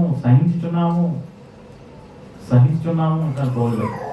నిజంగా ఎన్నో ఇబ్బందులు, ఎన్నో సేవలు ఎన్నో ఇబ్బందులు, కష్టాలు, బాధలు ఆయనకి ఎదురవుతున్నా కూడా ఎంతో మంది కపట సహోదరులు ఆయనను ఇబ్బంది పెడుతున్నా, బాధ పెడుతున్నా వారందరినీ కూడా స్వార్థపరి విషయంలో ఆయన సహించుకుంటూనే వెళ్ళిపోయాడు తప్ప ఏమండి ఏదో చేద్దాం ఉద్దేశం ఆయన మనసులో కలుగుతున్నారు. మనం కూడా అలాగే స్వార్థ చేస్తున్నప్పుడు స్వార్థ చేసే వారికి చేతనే సహకరించినప్పుడే మౌనంగా ఉండదు తప్ప స్వార్థను ఎట్టి పరిస్థితుల్లో కూడా మనం అభ్యంతరపరచకూడదు. ఎందుకంటే స్వార్థ వెళ్ళకపోతే సమాజంలో చాలా ప్రమాదాలు జరిగే అవకాశం ఉంటుంది. ఎందుకంటే సువార్త ఎంత గొప్పదో చెప్తూ మొదటి తెస్సలోనిక పత్రికను రాస్తూ ఏమంటే తెస్సలోనిక పత్రికను రాస్తూ ఆ తెస్సలోనిక పత్రికకు పౌలుగా చెప్తున్న మాట చూడండి. ఏమంటున్నాడు ఆయన? సువార్త ఎంత వేగంగా వెళ్ళాలో చెప్తూ రెండో తెస్సలోనిక పత్రిక 3వ అధ్యాయం ఏమండి మొదటి వచ్చిన మనం చదవగలిగితే రెండో తెస్సలోనిక పత్రిక 3వ అధ్యాయం మొదటి వచ్చిన తుదకు సహోదరులారా మీలో జరుగుతున్న ప్రకారం ప్రభు వాక్యము శీఘ్రముగా వ్యాపించి మహిమపరచబడు నిమిత్తము మహిమపరచబడు నిమిత్తము శీఘ్రముగా వ్యాపించి ఏం చేయాలంట? శీఘ్రముగా వ్యాపించి అన్న మాట దగ్గర చెప్తూ అంటున్నాడు. పరిగెత్తాలంట వాక్య సమాజానికి ఏం వెళ్ళాలంట? ఏమవ్వాలంట? పరిగెత్తాలి. అంబులెన్స్ పరిగెత్తడం తెలుసు మనకి కదా, కానీ అంతకంటే వేగంగా ఏం పరిగెత్తాలి? వాక్యం పరిగెత్తాలి. వాక్యం పరుగులు తీయాలండి. మరి వాక్యం పరుగులు తీయాలంటే ఎలా పరుగులు తీస్తుంది? వాక్యం సువార్త ద్వారానే. సువార్త ప్రకటిస్తేనే వాక్యం పరుగులు తీస్తుంటుంది. సువార్త ద్వారానే వాక్య సమాజంలోకి వెళుతూ ఉంటుంది. ఈ వాక్య సమాజంలో పరిగెత్తే ఏమవుతుందంట? శీఘ్రముగా వ్యాపించి మహిమపరచబడాలి. మహిమపరచబడి నిమిత్తం అంటున్నాడు చూడండి. మహిమ ఎవరికి మహిమ? దేవుడికి మహిమ కలగాలి. అవునా? దేవుడి నామ మహిమార్థమై సువార్త ప్రకటింపబడాలి. అందుకే ఈ సువార్తను ప్రకటించడం కోసం ఏమండి ఆనాటి భక్తులందరూ ప్రయాసపడ్డారు, అపోస్తలులందరూ ప్రయాసపడ్డారు, యేసుక్రీస్తు ప్రయాసపడ్డారు, పౌలు గారు ప్రయాసపడ్డారు. సంఘానికి కూడా చెప్తున్నారు, మనకు కూడా మీరు కూడా సువార్తను ప్రకటించండి. సువార్తను ప్రకటించండి. అలాగే సువార్త ప్రకటిస్తున్న వారికి కూడా మీరు ఏం చేయండి? ఈ అభ్యంతరం కలుగు చేయకుండా వారికి చేతనైతే ప్రోత్సహించడం లేదా సైలెంట్ అయిపోండి. సువార్తను మాత్రం అడ్డుకునే ప్రయత్నం చేయకండి. ఈ సువార్త వ్యాప్తి చేయకుండా ఎంతో మంది రకరకాలుగా బాధపడుతుంటారు. సంఘంలో ఉన్నవారు బాధపెట్టారు, సంఘంలో ఉన్నవారు అభ్యంతరపరిచే వాళ్ళు ఉన్నారు. సమాజానికి వెళ్తే ఆ గ్రామాల్లో ఉన్న వాళ్ళు అభ్యంతరపరిచే వాళ్ళు ఉన్నారు. అలాగే మతోన్మాదులు చెప్పుకున్న వాళ్ళు కూడా అభ్యంతరపరిచే వాళ్ళు ఉన్నారు. కేవలం మతోన్మాదులే ఆటంకపరుస్తున్నారు, అభ్యంతరపరుస్తున్నారు అనుకుంటున్నాం. కానీ కొన్ని గ్రామాలకు వెళ్ళి సువార్త చెప్తామంటే ఏమంటే క్రైస్తవులే సువార్తలు అడ్డుకునే ప్రయత్నం చేస్తున్నారు. క్రైస్తవులే మా గ్రామానికి ఏం అవసరం లేదండి, నా గ్రామానికి మీరు రావద్దు, నా దగ్గర చాలా మంది సేవకులు ఉన్నారు, వాళ్ళు చెప్తారు మాకు అవసరం ఎప్పుడడానికి ఎట్టేసే పరిస్థితుల్లో క్రైస్తవులే ఉన్నారు. వీళ్ళరా ఇలా మనం అడ్డుకుంటూ వెళ్ళిపోతే సువార్త సమాజానికి ఎలా వెళ్తుంది? ఎలా మారుతారు చెప్పండి? ఏమండి ఒక వ్యక్తి మార్చాలి అంటే ఎవరి ద్వారా ఏ మాటలు దేవుడు వినిపింపజేస్తారో, ఎవరి ద్వారా ఏ వ్యక్తి మారుతారో మనకు తెలియదు. పిల్లలు ఎవరి ద్వారా ఎవరు మారుతారో మనకు తెలియదు. మనం కూడా ఇతను చిన్నవాడే కదా, అతనే మార్చేయచ్చు. ఇతను పెద్దోడే మనం అనుకుంటే అతనే మార్చలేకపోవచ్చు. ఇక్కడ చిన్న పెద్దని కాదు, దేవుడు ఎవరినైనా ఉపయోగించుకునే వారి ద్వారాగా తన కార్యాన్ని జరిగించుకుంటారు ఆయన. అవునా? ఫరో లాంటి దేవుడిని ఎదిరించిన వాడి చేతే దేవుడు తన పని చేయించుకున్నాడు. అవునా? అది మనకు అర్థమైనప్పుడు మరి దేవుడి వాక్యాన్ని ప్రకటించడానికి ఎవరు కూడా అభ్యంతరపరిచే పనిని చేయకూడదు. అభ్యంతరపరిచే పనిని మనం ఎప్పుడు కూడా చేయకూడదు. వదిలేయండి. వాడు కక్ష చేస్తున్నా చేయనివ్వండి, పగత చేస్తున్నా చేయనివ్వండి, పాపం చేస్తున్నా చేయనివ్వండి, ఏ మనసు వాళ్ళు చేస్తున్నారో వదిలేయండి. దేవుడు చూసుకుంటాడు అదంతా. అవునా? దేవుడు చూసుకుంటాడా? దేవుడు చూసుకుంటాడంటండి. ఎందుకంటే ప్రతి వారి మనసును, వారి యొక్క మనసులో ఉన్న సంగతులన్నింటినీ కూడా బయట తీసుకొచ్చేవాడు, దానిని వెలుగులోకి తీసుకొచ్చి చూపించేవాడు ఎవరు అంటే దేవుడు అని వాక్యం సెలవిస్తుంది మనకి. కాబట్టి మనం ఎప్పుడు కూడా ఏమండి ఎవరిని అభ్యంతర పెట్టాల్సిన అవసరం లేదు, ఎవరిని బాధ పెట్టాల్సిన పని లేదు, ఎవరికి ఆటంకంగా మనం మారాల్సిన అవసరం అంతకంటే లేదు. ఎవరిని ఆటంకపరచాల్సిన అవసరం మనకు అసలు ఎప్పుడు లేదండి, లేదు. మనం చేతలు మనతో మనం చేసుకుని వెళ్ళిపోదాం. లేదా చేసేవారు ఉన్నారా, సరైనగా మనం పక్కన ఉంటే వారి పొలం తీసుకుని వెళ్ళిపోతారు. ఎందుకంటే ఎవరు ఏ మనసుతో చేస్తున్నారు, ఎవరు ఏ ఉద్దేశాలతో చేస్తున్నారు, ఈ విషయాలన్నీ కూడా బయటకు వస్తాయి. ఎప్పుడు వస్తాయి? దేవుడు ఒక మంచి మాట్లాడించారు చూడండి. మొదటి కొరింథీ పత్రిక 4వ అధ్యాయం, కొరింథీ రాసిన మొదటి పత్రిక 4వ అధ్యాయము పిల్లరా 5వ వచనం చూడగలిగితే, 5వ వచనం చదవగలిగితే అంటున్నాడు, కాబట్టి సమయం రాకమునుపు అనగా ప్రభు వచ్చే వరకు దేనిని గురించి తీర్పు తీర్చబడి అంటూ నెక్స్ట్ అంటున్నాడు, ఆయన అంధకారమందరి రహస్యములను వెలుగులోకి తెచ్చి హృదయములలోని ఆలోచనలను బయలుపరిచినప్పుడు ప్రతి వానికి తగిన మెప్పు దేవుని వలన కలుగుతుంది. దేవుని వలన కలుగుతుంది. దేవుడు చూసుకుంటాడు, నాకేంటి ఇదంతా. అవునా? దేవుడే చూసుకుంటాడు. ఎవరిని మనం వేరు చూపించాల్సిన అవసరం లేదు, ఎవరిని గురించి మనం తప్పుగా మాట్లాడాల్సిన అవసరం అంతకంటే లేనే లేదు. విమర్శించుకుంటే మళ్ళీ మనమే విమర్శించుకుంటాం. పౌలు గారు పైన అదే అంటున్నాడు, ఆ పై వచ్చిన ఆయన మాట్లాడదని అంటున్నాడు. ఏమండి ఏమంటున్నాడు ఆయన? 4వ వచనం, నా యందు నాకు ఏ దోషములు కనరాదు. చూసారండి, అంతేనా? మనందరికి ఏమనిపిస్తుంది?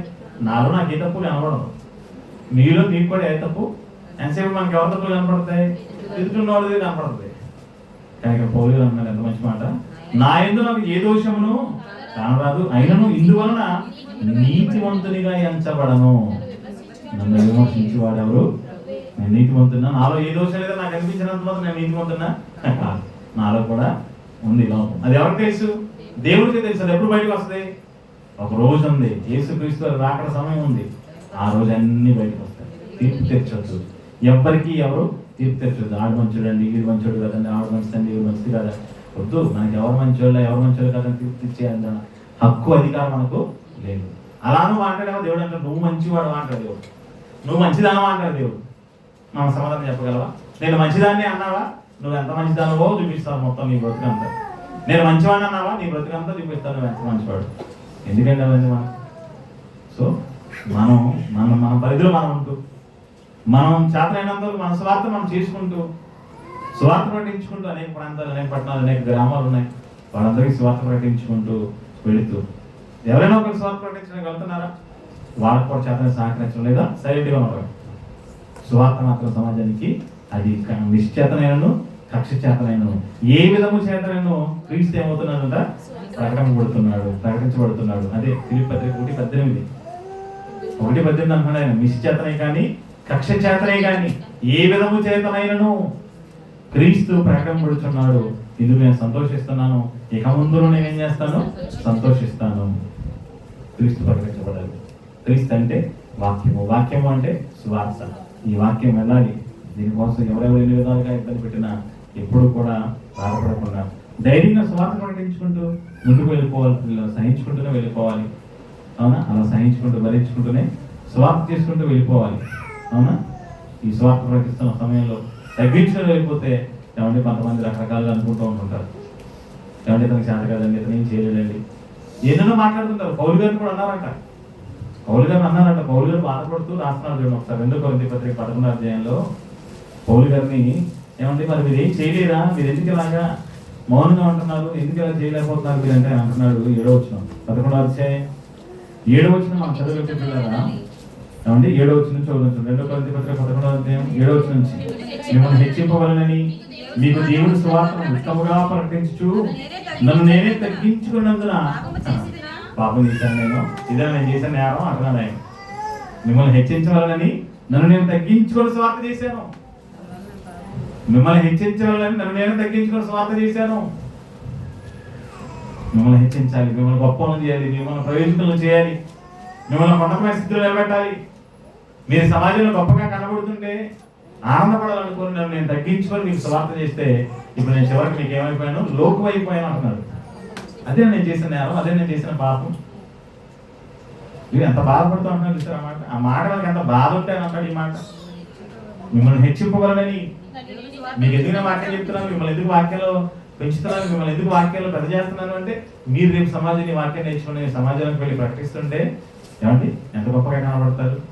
అందరూ మిమ్మల్ని చూస్తుంటే అంత గొప్ప స్థాయిలో మీరు ఉంటుంటే మిమ్మల్ని చూసి ఆనందపడాలని, మిమ్మల్ని గొప్ప వాళ్ళని చేయాలని, మిమ్మల్ని ప్రయోజకులుగా చేయాలని, మిమ్మల్ని హెచ్చించవాలని నన్ను నేనే తగ్గించుకొని మీకు సువార్త ప్రకటించినందుకు నేను పాపం చేశానా?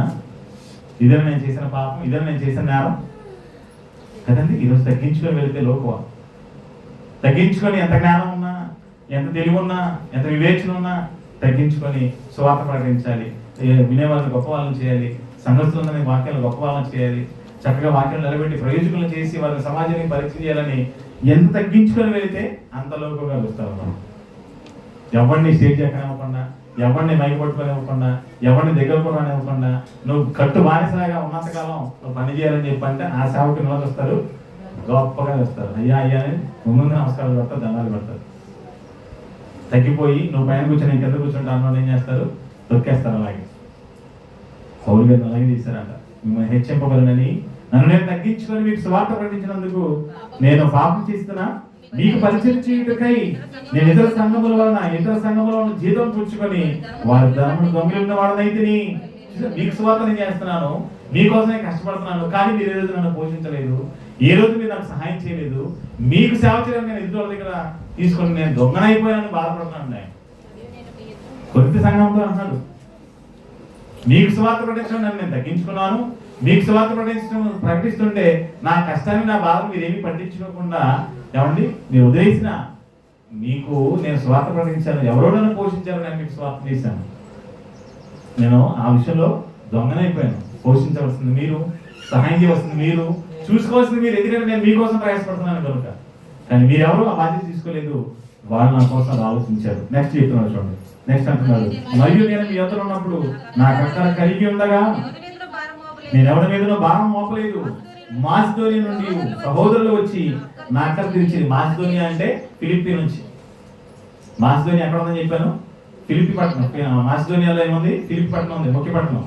ఆ ఫిలిప్పీ పట్టణం నుంచి వచ్చి పౌలు గారికి ఎప్పుడు సహాయం చేస్తున్నారు అండి. పౌలు గారికి ఎప్పుడు కూడా ఆయన పరిచయంలో ఎవరు సహకరించేవారంటే ఫిలిప్పీ సంఘం ఎక్కువ సహకరించేదంటండి. ఫిలిప్పీ సంఘం ఎప్పుడు సహకరించేదంటండి, ఎప్పుడు సహకరించేదంట. చూస్తారా మాట 4వ అధ్యాయం, ఫిలిప్పీ పత్రిక 4వ అధ్యాయం మీరు చూస్తే ఏమండి 14-15 వచ్చిన చూడండి. 14-15 వచ్చిన చూస్తే ఆయనను నా శ్రమలలో మీరు పాలు పుచ్చుకునేది మంచిది. ఇక్కడ ఫిలిప్పీలారా సువార్తను నేను బోధింపను ఆరంభించి మాసిదోనియా నుండి వచ్చినప్పుడు ఇచ్చు విషయంలో పుచ్చుకున్న విషయంలోనూ మీరు తప్ప మరి ఏ సంఘం వారు నాతో పాలువారు కాలేదని మీరేనయ్యా నాకు అన్ని విషయాలు సాయం చేసింది.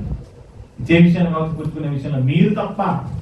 కొరింథీ సంఘానికి వెళ్ళాడు, దశలోనిక పట్టణానికి వెళ్ళాడు, ఎఫెసీ పట్టణానికి వెళ్ళాడు, కొలసీ పట్టణానికి వెళ్ళాడు, అవునా. పౌలు గారు బెరయ పట్టణానికి వెళ్ళాడు కదా, ఏథెన్స్ పట్టణానికి వెళ్ళాడు. ఎన్ని పట్టణాలకు వెళ్ళి ఎన్నో చోట్ల ఆయన పరిచయం చేసి సంఘాలను స్థాపించారంట. కానీ ఎవ్వరు ఆయన గురించి పట్టించుకున్న వాళ్ళు లేదంటండి. మీరు తప్ప, మీరు తప్ప, నా అన్ని విషయాల్లో మీరు తప్ప ఎవ్వరు నాకు సపోర్ట్ చేసిన వాళ్ళు లేరు. మీరు తప్ప. చూసారు ఎంత బాగా మాట్లాడుతున్నాడు. మీరు తప్ప ఎవరు నాకు సహాయం చేసింది మీకే తెలియను. ఎలాగనగా తెస్సలోనికలో కూడా మీరు మాటి మాటికి నా అవసరం తీర్చడానికి సహాయం చేసింది. చూసారు, తెస్సలోనికలో ఉన్నప్పుడు కూడా మీరే నాకు సహాయం చేశారు. నేను ఎక్కడన్నా కూడా నా కోసం ఆలోచించింది, నాకు సహాయం చేసింది మీరే. మరి కొరింథీ వాళ్ళు ఏం చేస్తున్నారు, ఆయన చేత చక్కగా వాక్యం చెప్పించుకుంటున్నారు, ఆయన మీద నిర్వహించిపోతున్నారు తప్ప ఆయన కనీసం తిన్నావా ఉన్నావా అది నాది కూడా లేదా. పౌలు గారు అండి అంతే అంటున్నారు ఆయన. మరియు నేను మీ ఎదురు ఉన్నప్పుడు నాకు అక్కడ కలిగి ఉండదు, నేను ఎవరి మీద భారం మోపలేదు. మాసిదోనియా నుండి సహోదరులు వచ్చి నా అక్కడ తీర్చరి. ప్రతి విషయంలో నేను మీకు భారంగా ఉండకుండా జాగ్రత్త పడితే ఇక ముందు కూడా నేను అవుతాను, జాగ్రత్త పడతాను. అవునా. వీళ్ళని ఆలోచించాను, తను తగ్గించుకొని ఎందుకు పౌలు గారు అలా మౌనమైపోయారు, ఎందుకు అలాంటి రకరకాలుగా ఆయన బాధపడుతూ సేవ చేస్తున్న, కష్టంతో చేసేవారు, కోపంతో చేసేవారు, ద్వేషంతో చేసేవారు, మోసం చేత చేసేవారు, కపటం చేత చేసేవారు, ఇలా రకరకాలుగా ఏమండి ఆయన సమయంలో ఆయన ఉన్నతంలో ఆయనకు వ్యతిరేకంగా అలా చేస్తున్నా కూడా ఎందుకు పౌలు గారు మౌనమైపోయారు, ఎందుకు పౌలు గారు సైలెంట్ అయిపోయారు, ఎందుకైనా ఏమి మాట్లాడకుండా ఆయన పని ఆయన చేసుకుంటూ వెళ్ళిపోతున్నారంటే ఏమండి క్రీస్తు సువార్తకు ఏ అభ్యంతరమైన కలుగు చేయకుండాకు అన్నిటినీ సహించుతున్నాము. కారణం సువార్త ప్రకటింపబడాలి. ఆ సువార్త ప్రకటింపబడకపోతే సమాజం చెడిపోతుంది. సువార్త ప్రకటింపబడకపోతే మనుషుల జీవితాలు పాడైపోతాయి. సువార్త ప్రకటింపకపోతే అనేక ఆత్మలు నశించి నరకానికి వెళ్ళిపోయే అవకాశం ఉంటుంది. కనుక ఎవరు ఏ మనసుతో ప్రకటించినామంటే వారికి మాత్రం నేనేం చేయను, అభ్యంతరము కలుగుతాను. అలాగే నాకు అధికారం లేకో, ధైర్యం లేకో, ఆపలేకో, చేయలేకో కాదు. నేను అనుకుంటే ఏదైనా చేయగలను, కానీ ఆ మనసు నాకు లేదు. సువార్తను ప్రకటించడానికి మాత్రం నేను ఎప్పుడు పూర్ణంగా సహకరిస్తాను అంటూ పౌలు గారు తెలియజేశారు. కనుక పిల్లరా మనం కూడా సువార్త గొప్పదన్న సంగతి మనం తెలుసుకున్న మనం సువార్త ప్రకటించే పనులు ఎప్పుడు ఉండాలి, ఉండేవారికి మనం సహాయం చేయాలి. అలాగే కొంతమంది మనకు విరోధంగా చేసేవాళ్ళు ఉంటారు. అలాంటి వారికి మనం సహకరించకపోయినా పర్లేదు, కానీ వాళ్ళు మాత్రం అభ్యంతరపరిచే పనిని చేయని అవసరం వదిలేయండి. వాళ్ళ పని అంతా దేవుడు చూసుకుంటారు. ప్రతి రహస్యాన్ని వెలుగులోకి తీసుకొచ్చి వారి యొక్క జీవితాన్ని ఇచ్చేటప్పుడు దేవుడే కనుక దేవుడిని అప్పగిస్తాం. దేవుడే చూసుకుంటారు, దేవుడే వారికి ఏం చేయాలో అది చేస్తారు. మన పని మనం చేసుకుంటూ వెళ్ళిపోతున్నారు తప్ప ఎవరి గురించో ఆలోచిస్తూ మన సమయాన్ని మనం పాడు చేసుకుంటూ మనం చేయవలసిన పని మాత్రం మనం ఇప్పుడు కూడా నిర్లక్ష్యం చేయకూడదు. కనుక మరి సువార్త వ్యాప్తి కొరకు సమస్తము సహించాలా? సహించాలి. సంఘంలో ఉన్నవారు బాధపైన సహించాలి. అవునా? సహకరించేవారున్నా సహించాలి, సహకరించేవారు లేకపోతే సహించాలి. ఏం జరుగుతున్నా కూడా సహించుకుంటూ దేవుని పని చేసుకుంటూ వెళ్ళిపోవాలి తప్ప సహించాలంటే నేను ఇలా చేయనండి అలా చేయనండి అని అంటే సువార్త వెళ్ళదు. ఇంకో మాట చెప్పాడు కదా, సహించేవారే ధన్యులు. సహించేవారు ఏమంట? ధన్యులు అని చెప్పాడు. కనుక మనం సహిద్దాం, సహించుకుంటూ వెళ్ళిపోదాం. దేవుడు మనం ధన్యులుగా ఎంచుతారు, పరలోక రాజ్యాన్ని మనకు అనుగ్రహిస్తారు. ప్రార్థన చేసుకుందాం. పరిశుద్ధమైన తండ్రి, ప్రేమగల దేవ, మీ వందనాలు. మరి ఒకనాడు ఈ కొరకు ఎంతో ప్రయాసపడి మీ కుమారుని యేసుక్రీస్తు వారిని అన్ని జనులలో ప్రకటించడం కోసం తన ప్రాణాలను సైతం ఫలంగా పెట్టి ఎంతో ప్రయాసపడి సేవ చేసిన గొప్ప దైవజనుడు, సేవకుడు పౌలు గారిని బట్టి మీకు వందనాలు. నిజంగా ఆయన యొక్క సేవా జీవితంలో ఎన్ని కష్టాలు, ఎన్ని బాధలు, ఎన్ని నిందలు, ఎన్ని అవమానాలు, ఎన్ని శోధనలు ఆయన ఎదుర్కొన్నారో ఆయన మేము చూసాం తండ్రి. ఆయన మాట్లాడు, అనేక శ్రమలు నేను పొందుకున్నాను, కపట సహోదరుల వల్ల నేను ఆపదల్లో కూడా నేను ఉన్నానని చెప్పారు తండ్రి. ఎవరెవరు ఆయన ఎన్ని విధాలుగా బాధ పెట్టారు, ఏ విధాలుగా బాధ పెట్టారో కూడా ప్రతిదీ కూడా ఆయన తండ్రి తన మనసులో గుండెలో దాచుకున్నాడు. ఆ సంగతులన్నింటినీ మీరు వ్రాయించారు దేవ. ఆ మాటలను ఈరోజు మీరు చదువుకోవడానికి, వాటిని వినడానికి, వాటిని తెలుసుకోవడానికి సహాయం చేశారు. సువార్త ఎంత గొప్పదో, సువార్త ఎంత ఉన్నతమైనదో, ఆ సువార్త ద్వారా జరిగే కార్యాలు ఎన్ని గొప్పవో ఆయన మరి మాకు తెలియచేసిన మీ ప్రేమకే వందనాలు. మీరే సువార్తను ప్రకటించారని మేము వినుకుంటారు. ఆ తర్వాత మీ పిల్లలైన వారందరూ, భక్తులైన వారందరూ కూడా వారి తరంలో సువార్తను ప్రకటిస్తూ అనేక మందిని మీ వైపు మళ్లించడం కోసం వారు తమ జీవితాన్ని పరంగా పెట్టారు. మీకు వాడిని యేసుక్రీస్తు వారు కూడా స్వార్థ ప్రకటిస్తూ ప్రాణాలను పోగొట్టుకున్నారు. అపోస్తలుడు స్వార్థ ప్రకటిస్తూ ప్రాణాలను పోగొట్టుకున్నారు. మొదటి శతాబ్దం సంఘము కూడా తండ్రి మరి స్వార్థను ప్రకటిస్తూ వారు తమ ప్రాణాలను పోగొట్టుకున్నారు. మరి ఈ తరంలో ఈ అవకాశాన్ని మీరు మాకు ఇచ్చారు ప్రభు, స్వార్థ ప్రకటించే అవకాశాన్ని. ఎంత గొప్ప భాగ్యాన్ని మీరు మాకు ఇచ్చినందుకే వందనాలు తెలియజేస్తూ మేమందరం స్వార్థ పనిలో ఉండాలని, సువార్త ప్రకటించడం ద్వారానే మమ్మల్ని రక్షించుకోగలమని మీ వాక్యం ద్వారా మాకు సెలవిచ్చారు నాయన. కాబట్టి ఆ సువార్త పనిలో మేము ఉంటూ అనేక మందిని రక్షించే వారంగా, మమ్మల్ని రక్షించుకునే వారంగా ఉండడానికి సహాయం చేయండి తండ్రి. మరి చేస్తున్న ఈ సువార్త పరిచర్లు ఎంతమంది కపట సహోదరులైన వారు కక్ష చేత, ద్వేషం చేత, అసూయ చేత, పగ చేత, మోసం చేత నన్ను ఈ సువార్తను ప్రకటిస్తూ సంఘాన్ని సువార్తను పాడించడానికి ప్రయత్నిస్తున్న వేళ అటువంటి వారందరినీ కూడా సహించుకుంటూ వెళ్ళిపోవాలి అని, అటువంటి వారికి ఎటువంటి అభ్యంతరం కలుగు చేయకుండా వెళ్ళిపోవాలని మీ కుమారుడైన పౌలు గారి జీవితం ద్వారా మేము నేర్చుకున్నాం. ఒకనాడు ఆయనకు కూడా అలాంటి పరిస్థితులు ఎదురైనప్పుడు, అలాంటి విషయాలు ఆయన జీవితానికి వచ్చినప్పుడు, ఆయన కళ ముందుకు వచ్చినప్పుడు క్రీస్తు సువార్తకి ఏ అభ్యంతరం కలుగు చేయకున్నట్లు సమస్తమును సహించుచున్నాము అని ఆయన ఎలాగైతే ఒక మంచి తీర్మానం చేసుకున్నారు, ఈ సమయంలో మేము కూడా ఇటువంటి తీర్మానం కలిగి ఉండడానికి సహాయం చేయండి.